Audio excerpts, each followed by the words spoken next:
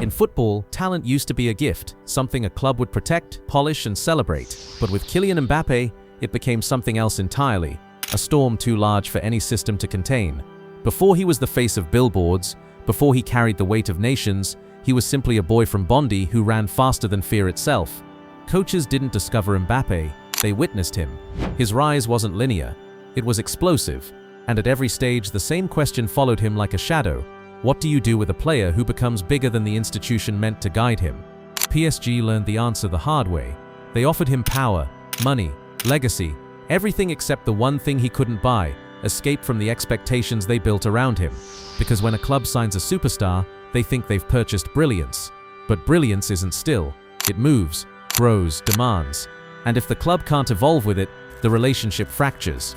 Mbappé didn't break PSG. PSG didn't break Mbappé. What broke was the illusion that a modern superstar can be managed the same way players were decades ago. This is the paradox. The moment a club elevates a player high enough to carry its identity, it also elevates them high enough to outgrow it. Real Madrid wasn't a choice of comfort, it was an inevitability. Because Mbappé is no longer just a forward, he is a global narrative. A brand, a symbol, a pressure system of his own. And wherever he goes, the same question resurfaces.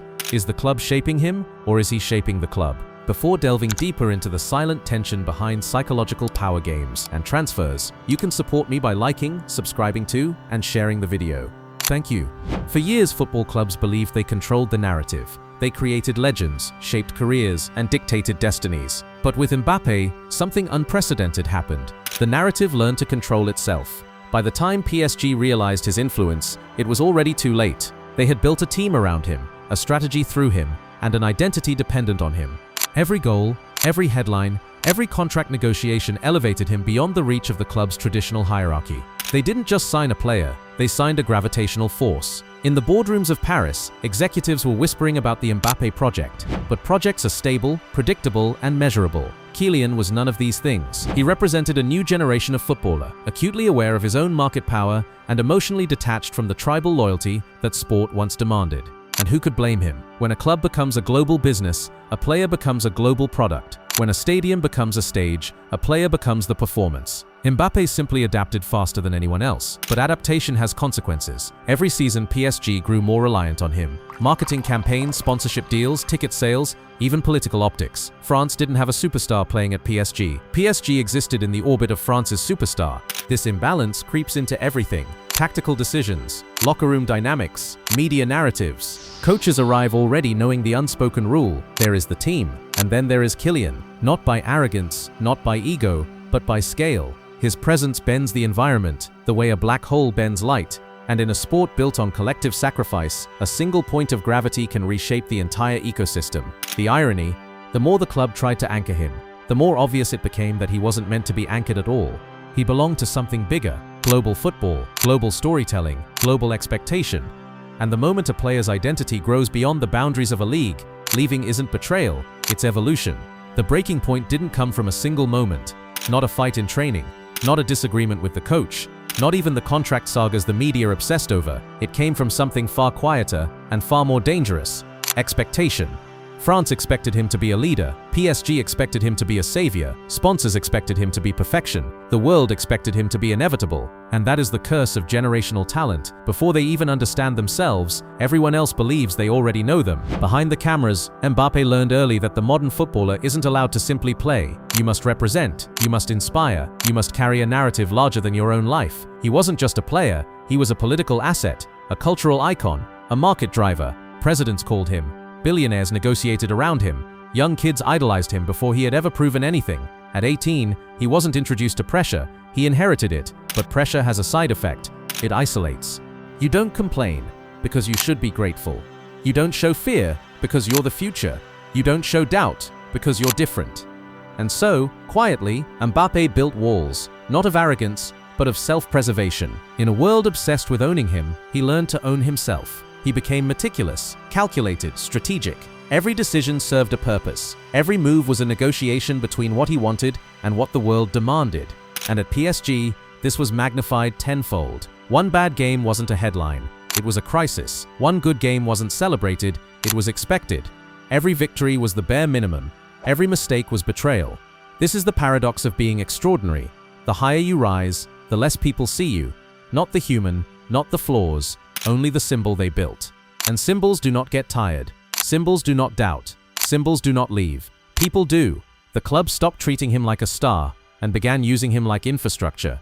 New signings were chosen around him. Managers built formations through him. Marketing departments turned him into the centerpiece of their identity. PSG wasn't a team with Mbappe, it was Mbappe, plus whoever stood beside him. That kind of environment doesn't empower, it isolates. Teammates admire you, but they can't relate to you. Coaches praise you, but they can't control the expectations around you. The media loves you but never truly sees you, and fans adore you, but they also claim ownership over you. A player grows when he's allowed freedom, but when he becomes an obligation, when every match is framed as his responsibility, the role tightens around him like a vice. Mbappe's problem wasn't attitude, it was architecture. The system built him a throne, and then chained him to it. No number of goals could satisfy the demands. No amount of loyalty could silence the will he leave questions. His career, once his own, became shared property of millions, and a player that large cannot shrink to fit within a single club's walls. Leaving wasn't betrayal, it was the only path left. When Mbappe finally stepped toward the exit door, it wasn't rebellion, it wasn't greed, it wasn't ego, it was gravity. Real Madrid represented something different, not safety, not comfort, scale. A platform large enough to hold a player who had outgrown everything else.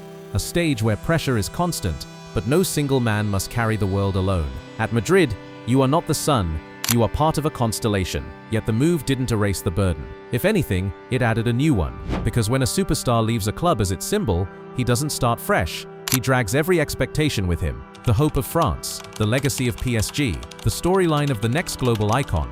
He arrives not as an athlete, but as a narrative already written.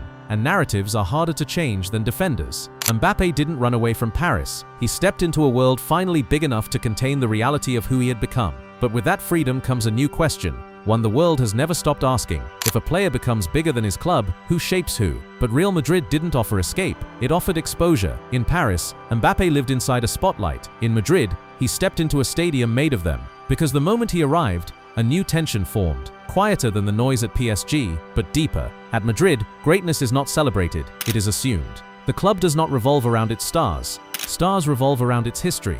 For the first time in years, Mbappe wasn't the center of gravity. He was part of an orbit larger than himself. And that is where the real challenge began.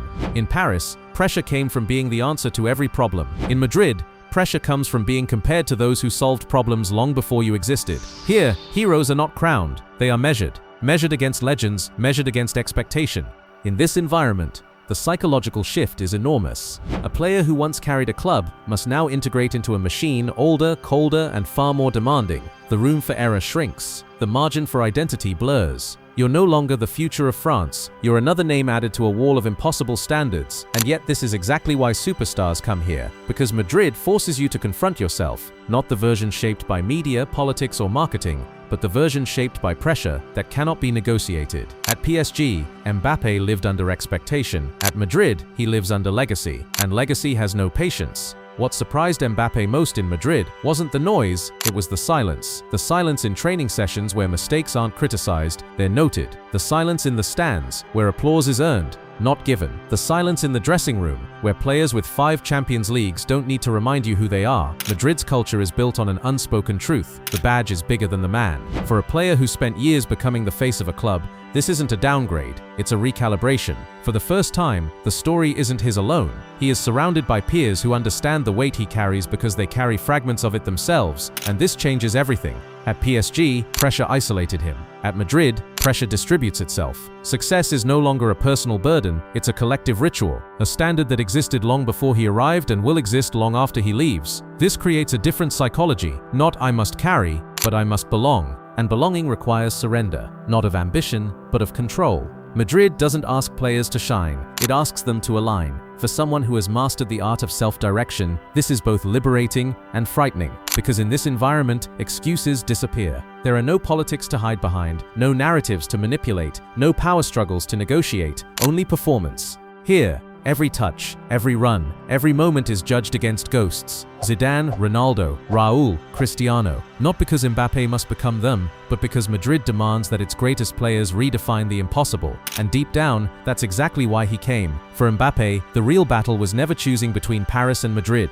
It was choosing between who he was expected to be and who he truly wanted to become. In Paris, every decision he made was dissected, framed as loyalty, betrayal, politics, or power. Every contract negotiation became a referendum on his identity. To the outside world, he was a symbol, the future of French football, the centerpiece of PSG's ambition, the face of a billion-euro project. But symbols don't get to choose. People do. And Madrid represented something no amount of money or influence in Paris could offer: the right to evolve without being owned by the narrative that built you. It is the one place in world football where a superstar can become something more than a marketing asset. They can become myth. But myths are not created through control, they are forged through pressure, uncertainty, and the willingness to fail publicly. This is the paradox Mbappe stepped into. At PSG, staying meant safety with suffocation. At Madrid, leaving meant risk with possibility. He chose possibility, because deep down, every elite athlete eventually confronts the same question. A question bigger than clubs, contracts, or expectations. Do you want to be remembered for what you protected, or for what you dared to chase?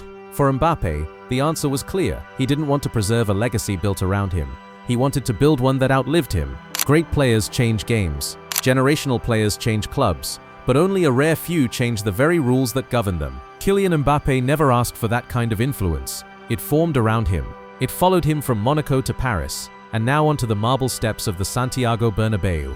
Every chapter of his career has exposed something uncomfortable about modern football, that the sport which once shaped players now bends around the ones powerful enough to reshape it. But the truth hidden beneath the headlines is simpler, more human. The boy who became too big for one club now plays for the only institution large enough to absorb the gravity of his ambition. Not as a savior, not as a symbol, but as a man chasing the one thing talent alone cannot guarantee: legacy. And that is the final truth of this story. Superstars don't outgrow clubs because of ego, money, or fame. They outgrow them because growth is the only thing greatness knows how to do. And the players who dare to grow beyond their limits aren't running from pressure, they're running toward the places where pressure is worthy of them. Mbappe didn't destroy PSG, he didn't betray Paris, he simply followed the trajectory of someone built not for comfort but for history. And history is only just beginning to write his name. Subscribe, like, and tell me, do you think Mbappe is chasing freedom or chasing immortality?